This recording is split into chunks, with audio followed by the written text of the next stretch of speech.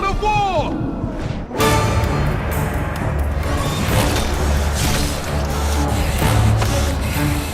Do you see, gods of Olympus? Say what you want, but the PlayStation 2 has been good to us. Its library is filled with over 1,000 games from just about every conceivable genre, so it's no easy task for a game to stand out. This is especially true in the sequel-driven climate the industry is currently brewing in. That's why the first God of War shocked us with its quality. As the saying goes, fool me once, shame on you. Fool me twice, shame on me.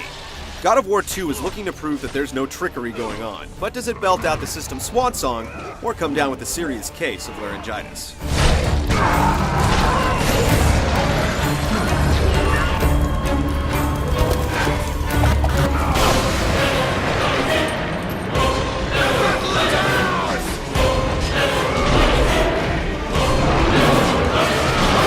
The latest chapter in the Chronicles of Kratos finds the God of War suffering from a severe case of ADD. His Spartan army is ransacking city after city, and wenches are at his feet. But the God of War has a name to live up to, and Kratos decides it's time to lead his men by example. I need no protection. Fearing the fate of Olympus is hanging in the balance, Zeus decides it's time to intervene, showing Kratos that even the gods are mortal. Rescued from damnation, he sets off to find the Sisters of Fate, the weavers of the fabric of time. Only they will be able to turn back the clock and give Kratos a second chance. It's rare to find a video game with a story to tell that hasn't already been driven into the ground by the movie industry. That's why the alternate Greek mythology explored in the God of War series is so refreshing and gripping. God of War 2 basically empties the bucket, reaching into the darkest corners of these fictitious characters to yank out a drama far more interesting than you'll ever read in a high school textbook. Like any action movie, you'll need to suspend your feeling of disbelief. But video game stories simply don't get much better than this.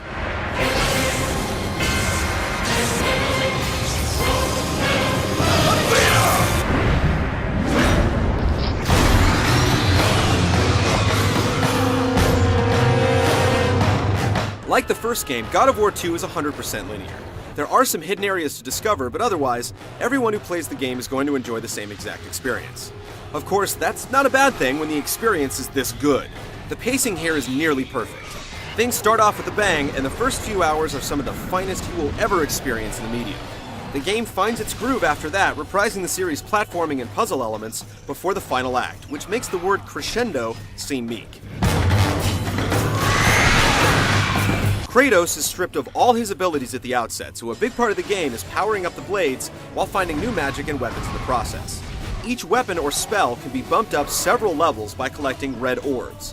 And while each certainly has its place in combat, if you're so inclined, the blades will once again be your best friends. And why not? They're still a blast to fight with.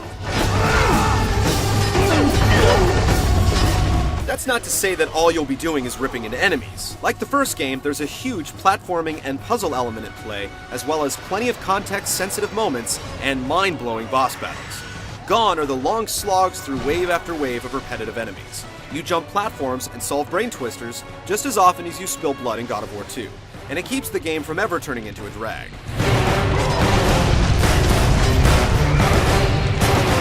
At almost twice the length of the first game, there's plenty of adventure to sink your teeth into, and playing it on the various difficulty settings changes the strategy significantly. Once the quest is done, you still have a variety of challenge modes to tackle, and overall, you're getting a lot more value here than you did from the first game. Visually, there aren't many PlayStation 2 games in the same league as God of War 2. The first is gorgeous, and here the bar is raised. The PlayStation 2 is definitely working up a sweat running this game, as evidenced by the persistent screen tearing. But it falls well short of tarnishing its overall presentation. The voice acting and script are just as sharp, and on the whole, God of War 2 basically makes good on the potential of the system. Everything you have ever known, Kratos, will now suffer because of your sacrilege.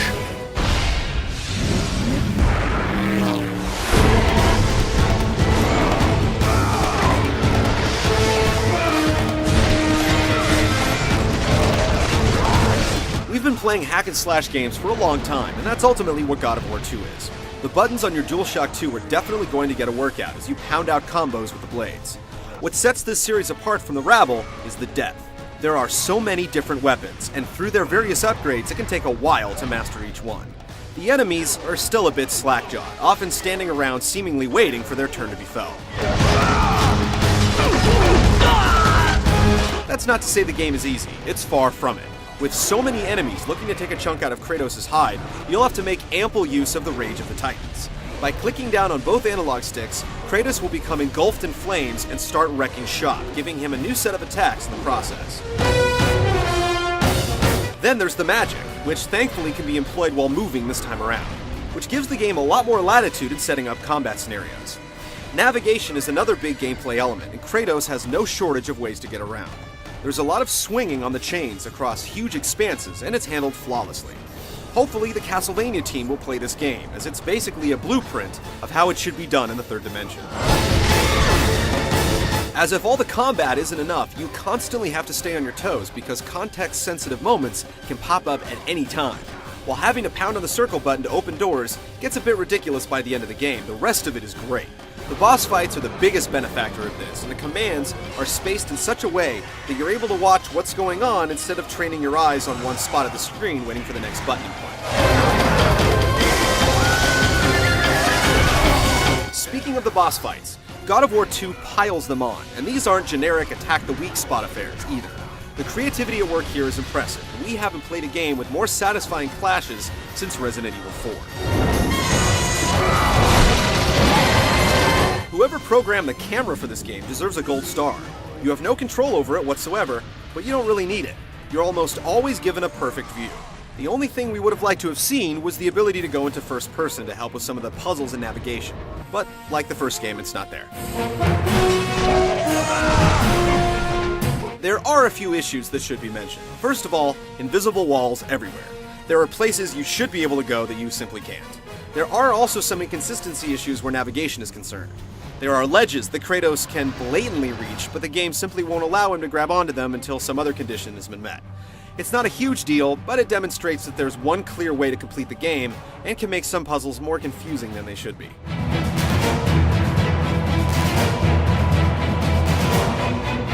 These quibbles aside, playing God of War 2 is about as solid an experience as you'll find. There's flexibility with the weapons and magic. The blend of combat, puzzles, bosses, and context-sensitive moments is nearly perfect. And most importantly, it's just a blast to play.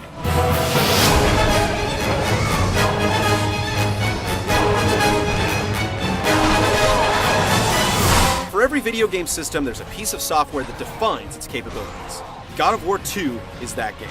It's a thrill ride from beginning to end, and one of those experiences that will cause you to hunker down, turn off your phone, and check out of reality for a few days. There's a certain sameness about it, and there are a couple of hangovers from the first outing, but there's no denying that it's superior. If you're looking for that last game to send your PlayStation 2 out in style, this is it.